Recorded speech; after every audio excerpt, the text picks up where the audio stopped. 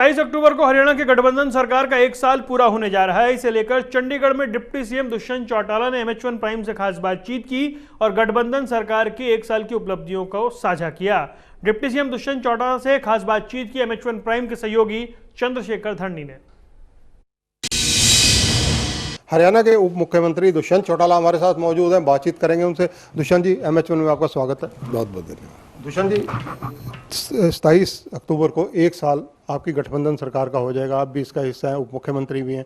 ऐसी क्या क्या अचीवमेंट एक साल के आप गिना सकते हैं जो आप मानते हैं कि बहुत अच्छे काम रहे? देखो, सबसे बड़ा काम तो जो मैं मानता हूँ एक अचीवमेंट के तौर पर है कि फार्मर की प्रोड्यूस को बेहतरीन तरीके से हम खरीद पाए।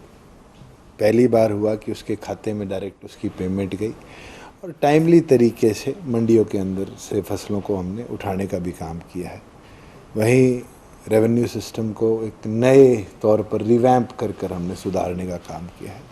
आज टैक्सेशन की बात हो तो प्रदेश के अंदर रिकॉर्ड मात्रा में हमने GST रिकवरी करी है, हमने एक्साइज रिकवरी करी है। आज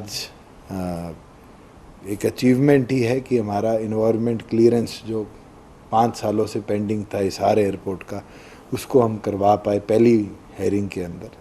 और एविएशन सेक्टर में हरियाणा को एक नई दिशा हम 27 तारीख को देने का काम करेंगे। प्रदेश में कोविड जैसी महामारी के बावजूद भी हमारे प्रदेश के लोगों का रिकवरी रेट बहुत बेहतर रहा।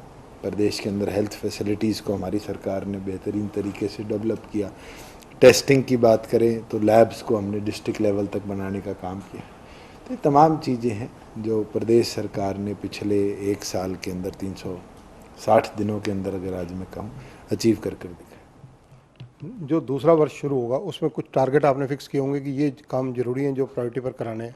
देखो, आज प्रदेश एक अपॉर्चुनिटी देख रहा है। कोविड के बाद दुनिया इंडिया में इन्वेस्ट करना चाहती है। एम्प्लॉयमेंट इंडस्ट्रीज़ आज एक फ्यूचरिस्टिक बात है कि प्रदेश में आए और उसके ऊपर हमने काम करना है। एविएशन सेक्टर जिसमें इंडिया अभी उस बेंचमार्क पर नहीं पहुंचा जहां पहुंचना चाहिए था, उसको हम अचीव कर पाए, ये हमारा दूसरा टारगेट है।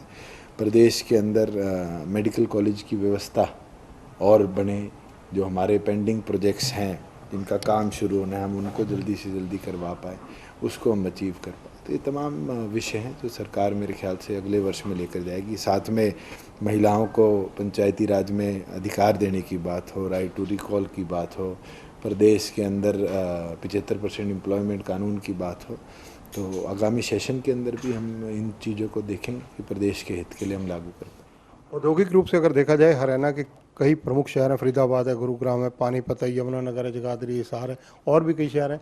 इनको अच्छे तरीके से ये औद्योगिक रूप से विकसित हों, इसके लिए क्या संरचना आपके दिमाग में है? हमने क्लस्टर अप्रोच अपनाई है और उसको केंद्र सरकार को भी हमने लिखा था। उनने भी MSME के अंदर जो आत्मनिर्भर भारत है उस योजना में अप्रूव किया है कि जो भी स्टेट क्लस्टर अप्रोच को हरियाणा की तरह लेकर चलेगी उसको एडिशनल एडवांटेज देंगे। हमने 22 के 22 जिलों को आज टारगेट किया है, अलग अलग प्रोड्यूस के लिए उनको क्लस्टर्स में डेवलप कर रहे हैं। हमने रिसेंटली मैंने आदेश दिए थे कि HSIDC के अंदर जो हमारे सिरसा में, जींद में, रोहतक में इंडस्ट्रियल प्लॉट्स खाली पड़े हैं, उनको दोबारा ऑक्शन किया जाए कि नई इंडस्ट्री के लिए, नई एंसिलरीज के लिए, नई इन्वेस्टमेंट के लिए अपॉर्चुनिटी नई पीढ़ी को मिले। और धीरे धीरे हम अचीव कर पाए हैं। जैसे पहले ATL चाइना से आई, अब हमारे पास फ्लिपकार्ट अपना वेयर हाउस बनाने के लिए आ रही है। बहुत ऐसी कंपनीज हैं जो आज देखती है कि वो हरियाणा की ओर चले। दुष्यंत जी, एक चीज़ और है, एक साल के अंदर आप अपने राजनीतिक मित्रों के निशाने पर प्रमुख रूप से रहे, आपके विभाग निशाने पर रहे, बार बार उंगली उठाते रहे, कभी भ्रष्टाचार की, कभी किसी चीज़ की। मैं तो कोई एक साल से नहीं, मैं जब मेंबर ऑफ पार्लियामेंट था जब भी कई लोगों के निशानों पर रहता था।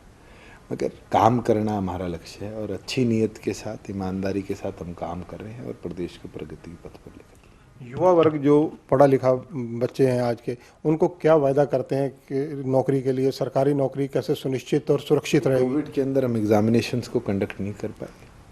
पिछले दिनों कई एडवर्टाइजमेंट प्रदेश में आई है और जो पेंडेंसी भी है उसको भी हम फुलफ़िल करेंगे, क्योंकि आज बहुत बड़ी डिमांड डिपार्टमेंट्स की भी है। आज मेरे पास अगर मैं बात करूं ब्लॉक डेवलपमेंट ऑफिसर्स की, तो वो भी 1/3 क्वांटिटी में हमने दूसरे डिपार्टमेंट्स में लिख कर दिया है कि अगर कोई डेपुटेशन पे आना चाहे।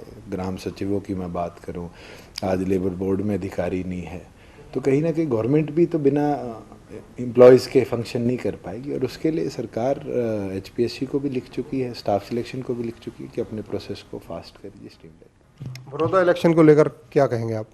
गठबंधन मजबूती से जीतेगा और कांग्रेस की बौखलाहट तो आपको दिख रही है। जिस तरह का कुलदीप शर्मा जी का बयान आया, वो इस प्रदेश के स्पीकर रहे हुए हैं और वो एक कैबिनेट मंत्री के कास्ट पर इस तरह की टिप्पणी करते हैं, ये फ्रस्ट्रेशन दिखाती है। और कांग्रेस को दिख रहा है कि बड़ौदा को गठबंधन और मजबूती से जीतने का काम करेगा और कहीं ना कहीं उसके अंदर उनकी फ्रस्ट्रेशन दिन प्रतिदिन दिखेगी। अगर भूपेंद्र हुड्डा वहाँ बैठकर इस टिप्पणी को सुन रहे थे तो मुझे लगता है कि अगर भूपेंद्र हुड्डा असलियत में कास्ट में डिवाइड नहीं होना चाहते, समाज में बंटवारा नहीं करना चाहते, तो सबसे पहले कुलदीप शर्मा को अपने संगठन से उनको बाहर का रास्ता दिखाना। आप कब जा रहे हैं बड़ौदा?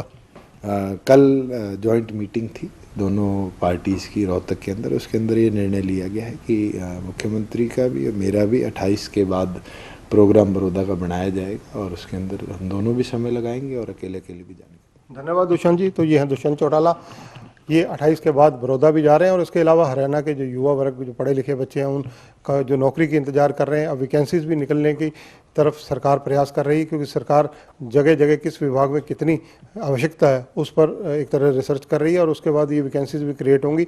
दुष्यंत चौटाला का ये वायदा है युवा वर्ग से, जैसा ये कह रहे हैं कि कम से कम पारदर्शिता और ईमानदारी से नौकरी ऑन मेरिट बेसिस पर मिलेगी। कैमरामैन जितेंद्र हंस के साथ चंद्रशेखर धरनी, MH1 न्यूज़, चंडीगढ़।